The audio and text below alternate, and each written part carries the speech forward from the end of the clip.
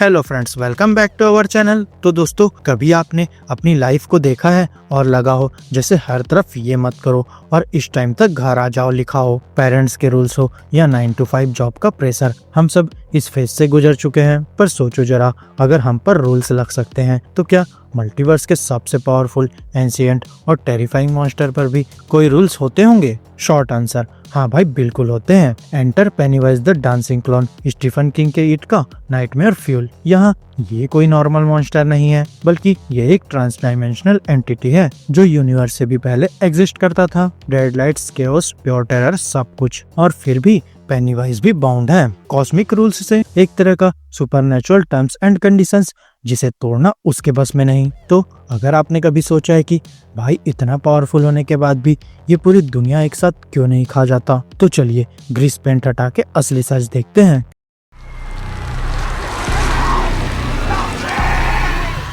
Flash का paradox, power के साथ वीकनेस फ्री। दोस्तों, मैक्रोवर्स में हमारी समझ और रियलिटी के बिल्कुल बाहर पेनीवाइज का कोई फिक्स्ड फॉर्म नहीं होता। वहाँ वो फिजिकल क्रिएचर नहीं बल्कि प्योर केओस है, सिर्फ डेडलाइट्स की फॉर्म में एक कॉस्मिक एनर्जी जो ह्यूमन माइंड को ओवरलोड कर सकती है। वहाँ उस फॉर्म में वो ऑलमोस्ट इनविंसिबल है क्योंकि वहाँ कोई रूल्स एग्जिस्ट ही नहीं करते। लेकिन फिर जैसे ही पेनीवाइज हमारी दुनिया में आता है, एक यूनिवर्सल लॉ अप्लाई होता है। अगर एग्जिस्ट करना है तो फिजिकल बनना पड़ेगा, और यहीं से उसका सबसे बड़ा कर्ष शुरू होता है कि जब वो किसी चीज का फॉर्म लेता है, जैसे वेयरवुल्फ, वैम्पायर या जायंट स्पाइडर, वो सिर्फ इल्यूजन नहीं बनाता बल्कि लिटरली वही बन जाता है।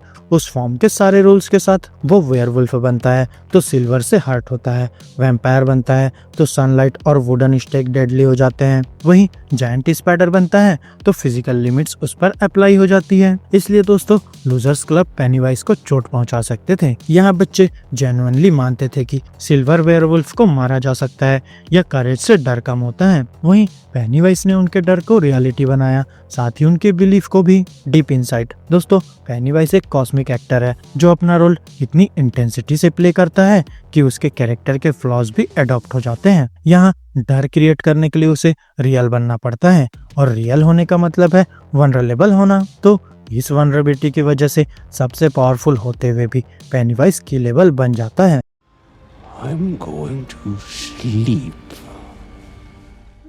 27 साल का अलार्म क्लॉक, हाइबरनेशन रूल। दोस्तों, डेयरी में एक चीज कभी चेंज नहीं होती कि हर 27 साल में मौत का सीजन लौट आता है। बच्चे गायब होते हैं, ब्रूटल मर्डर्स बढ़ते हैं, और फिर अचानक सब कुछ शांत हो जाता है, जैसे शहर खुद ही भूलने का फैसला कर लेता हो। तो सवाल ये है कि अगर पेनीवाइज इतना भूखा है, इतना पावरफुल है, तो फिर बीच के सालों में सोता क्यों है? Theory 1, cosmic burnout. दोस्तों, पेनीवाइज सिर्फ एक किलर नहीं बल्कि एक कॉस्मिक प्रेडेटर है जिसका काम सिर्फ मारना नहीं होता, बल्कि हर साइकिल में उसे पूरे डेयरी के दिमाग मैनिपुलेट करने पड़ते हैं। एडल्ट्स को सेलेक्टिवली ब्लाइंड बनाना होता है और रियलिटी के बेसिक रूल्स को तोड़ मरोड़ कर अपने फेवर में यूज करना होता है। यहाँ फियर क्रिएट करना, उसे एम्पलीफाई करना और फिर उससे कंज्यूम करना, ये सब एक साथ चल रहा होता है।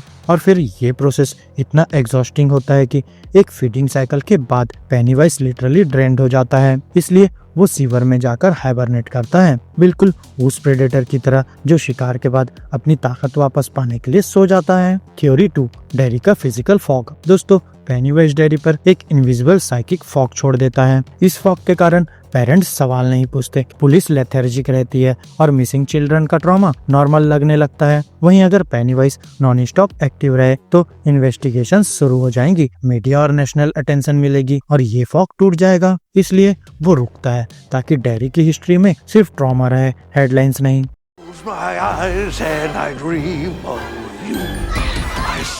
सिर्फ बच्चे क्यों, कॉस्मिक डाइट प्लान। दोस्तों, ये सबसे अनकंफर्टेबल ट्रूथ है। यहाँ पेनीवाइज फ्लैश नहीं खाता बल्कि वो फियर खाता है, और हर फियर उसके लिए इक्वल नहीं होता क्योंकि एडल्ट्स का डर कॉम्प्लिकेटेड होता है। उनके फियर में पैसे की टेंशन, रेपुटेशन का प्रेशर, फेलियर का गिल्ट और रिस्पॉन्सिबिलिटी का बोझ होता है, और ये सब पेनीवाइज के लिए प्रोसेस्ड फूड जैसा है, क्वांटिटी ज्यादा पर टेस्ट कम, पेट भरता ही नहीं। वहीं चिल्ड्रन का फियर बिल्कुल अलग होता है। बच्चे मॉन्स्टर्स पर पूरा बिलीव करते हैं, उनकी इमेजिनेशन ही उनकी रियलिटी होती है। यहाँ उनका डर लॉजिकल नहीं होता बल्कि प्योर इमोशनल होता है, और जब एक बच्चा डरता है तो वो अनडिल्यूटेड रॉ टेरर होता है। इसलिए पेनीवाइज छुप कर नहीं मारता, बल्कि वो शो देता है, टाइम लेता है, डर को मैरिनेट करता है, क्योंकि अगर प्रॉपर फियर नहीं हुआ तो मील वेस्ट हो जाता है।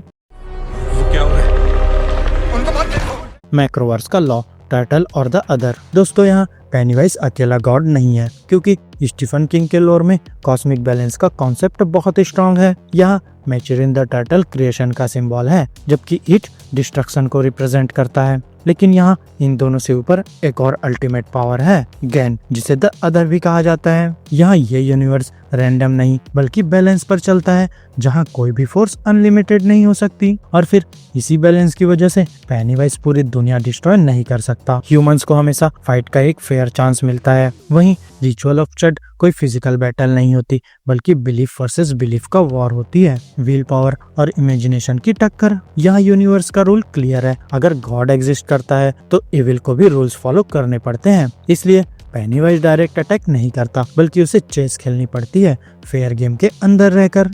So the monster trapped inside could never break free. Geographic jail, Derry से बाहर नो एंट्री। दोस्तों इसका सबसे सिंपल रीजन कि पेनीवाइज न्यूयॉर्क क्यों नहीं गया, क्योंकि वो जा ही नहीं सकता। यहाँ मिलियंस ऑफ ईयर्स पहले वो अर्थ पे क्रैश हुआ और उसका पावर सोर्स वहीं एंकर हो गया। उसकी पावर रेडियो सिग्नल जैसी है, डिस्टेंस बढ़ने पर वीक हो जाती है, और फिर रिसेंट लोर के मुताबिक इंडिजिनस ट्राइब ने एंशिएंट वार्ड्स बनाए और डेयरी एक जियोफेंस्ड प्रिजन बन गया। यहाँ डेयरी के बाहर पेनीवाइज सिर्फ एक भूखा शैडो है, और वहाँ वो किंग नहीं बन सकता। Joker, joker, joker, joker. सबसे बड़ी बेइज्जती, हंसी और बेपरवाही। दोस्तों पेनीवाइज का सबसे इम्प्रेसिंग वीकनेस है हंसी और मॉकरी। तो जब लूजर क्लब उसे इंसल्ट करते हैं या तू कुछ भी नहीं है कहते हैं, तो वो फिजिकली श्रिंक हो जाता है। और फिर स्टीफन किंग के यूनिवर्स में एक कोर रूल है कि परसेप्शन रियलिटी बन जाती है। यहाँ फियर उसे पावर देता है, लेकिन करेज और रिडिक्यूल उसे कमजोर और हॉलो बना देता है। यहाँ पेनीवाइज एक लिविंग आइडिया है, और जैसे ही लोग उस पर बिलीफ खत्म कर देते हैं, वो एग्जिस्टेंस लूज कर देता है।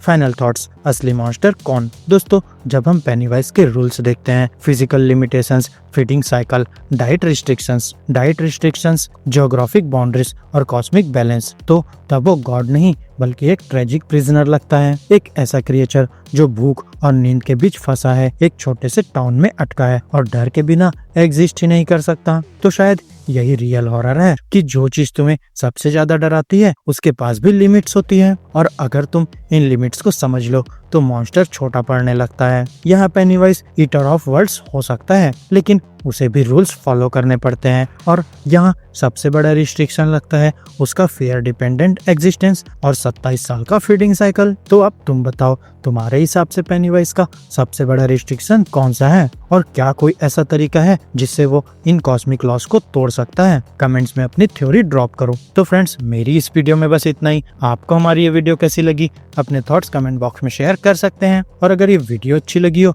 तो वीडियो को लाइक करो, चैनल को सब्सक्राइब करो, और ऐसे ही लेटेस्ट कंटेंट के लिए बेल आइकन जरूर प्रेस कर लो। तो अब मैं मिलूंगा आपसे अपनी नेक्स्ट वीडियो में, तब तक के लिए स्टे geeky, स्टे देसी दोस्तों।